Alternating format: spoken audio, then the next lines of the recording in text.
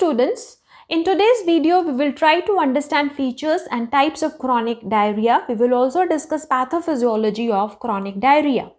Now, chronic diarrhea is defined as passage of liquid, loose or watery stools, or urgent need to evacuate, or feeling of abdominal discomfort, or increased frequency of these episodes lasting more than 4 weeks. Now, chronic diarrhea is of two types, organic diarrhea and functional diarrhea. Now, organic diarrhea is manifested with symptoms. Organic diarrhea shows symptoms and the cause of diarrhea is also known. For example, it can be inflammation of colon, it can be tissue damage in the colon, whereas functional diarrhea shows symptoms but the cause of diarrhea is not known. So, organic diarrhea occurs due to structural or biochemical abnormalities. For example, Crohn's disease, celiac disease. In both the diseases, diarrhea is seen. Both the diseases are characterized by diarrhea. Now, for functional diarrhea, causes not known. There is no structural or biochemical abnormality. In organic diarrhea, abnormalities can be validated and quantified through analytical tests, for example, blood test. Now, there can be, for example, increase in the erythrocyte sedimentation rate that shows presence of organic diarrhea, or there can be increase in the C-reactive proteins.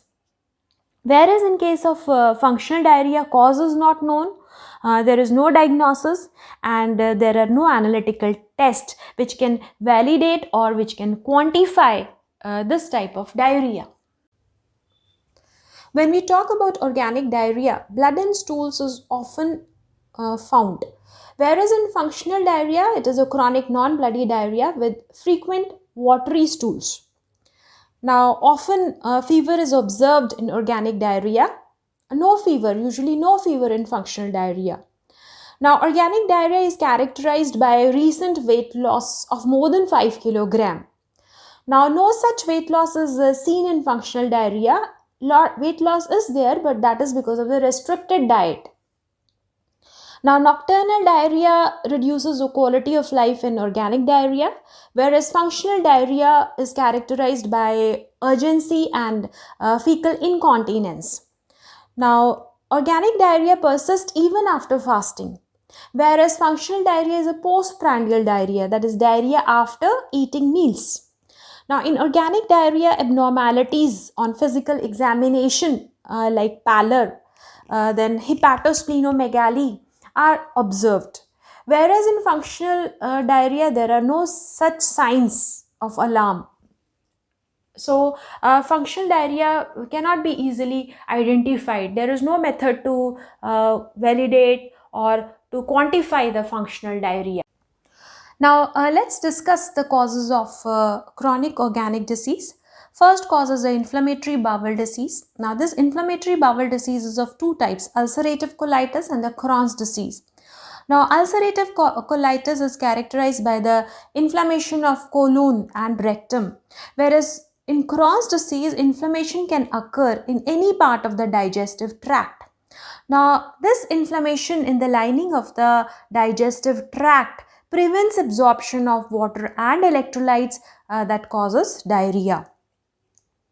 Now, another cause can be infections due to virus and bacteria, but these infections are uncommon in immunocompetent individuals, in individuals with good immunity.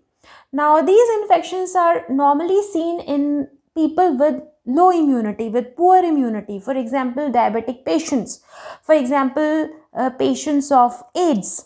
Now, parasites like Giardia, Cryptosporadia, Antamoeba histolytica, Diantamoeba, etc. most likely cause diarrhea.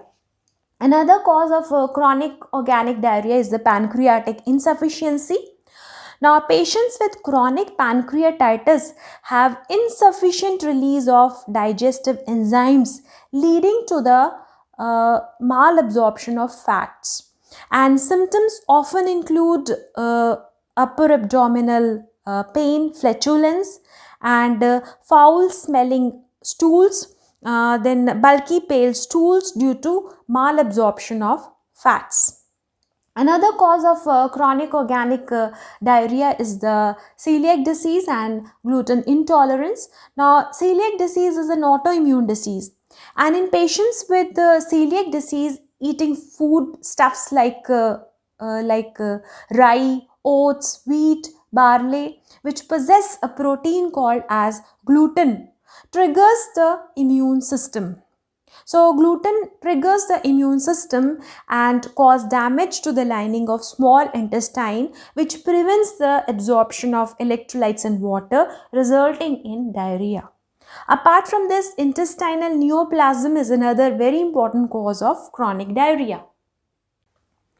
Now, talking about the causes of chronic functional disease, there are no obvious causes. However, chronic functional diarrhea can be drug induced diarrhea, like antibiotics like amoxicillin, antiarrhythmics like quinine, magnesium containing antacids, cardiac glycosides like digitalis can cause diarrhea. Then another cause can be lactose intolerance. Now, if there is deficiency of the enzyme lactase, lactose cannot be absorbed and it remains within the intestinal lumen, and osmotically this lactose pulls water in the intestinal lumen, leading to watery diarrhea. Another cause can be irritable bowel syndrome, which is characterized by intestinal motility disorder. Another cause can be bile acid malabsorption. Now, elevated bile acid levels in the colon increases the colonic motility, decrease the absorption of water and electrolytes, resulting in diarrhea. Another cause can be food allergies. Food allergies allergies to the food, for example, eggs, nuts, cereals, seafood, etc., can produce diarrhea. Then another cause can be small bowel bacterial overgrowth. Now, diarrhea due to bacterial overgrowth is caused by malabsorption of foodstuffs like fats and carbohydrates. Now, high pH, delayed gastric emptying causes significant rise in the bacterial overgrowth. Now, increased pH in the duodenum or jejunum, which causes small bowel bacterial overgrowth resulting in diarrhea, can be caused due to proton pump inhibitors, gastrectomy, or atrophic gastritis. Apart from this, psychological factors like stress and anxiety can also result in diarrhea. So, this is in brief on chronic diarrhea. If you find the video useful, kindly like, subscribe and share this video. Thanks for watching this video.